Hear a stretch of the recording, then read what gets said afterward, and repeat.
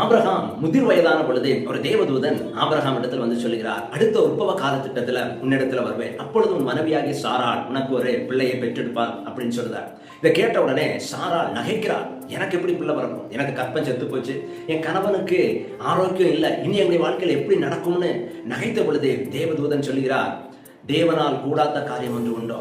ஆண்டவர் எதை சொன்னாரோ அதன் பிரகாரமாக அடுத்த உற்பவ கால திட்டத்துல ஆபிரகாமுக்கு 100வது வயதுல தேவன் ஈசாக்கை கொடுக்கிறார். எனக்கு பிரியமானவர்களே, நம்முடைய வாழ்க்கையிலும் தேவன் அற்புதங்களை செய்ய வல்லவராய் இருக்கிறார். இன்றைக்கு ஆண்டவர் இதே கேள்வியை உங்களிடத்துல கேட்கிறார், என்னால் கூடாத காரியம் ஒன்று உண்டோ.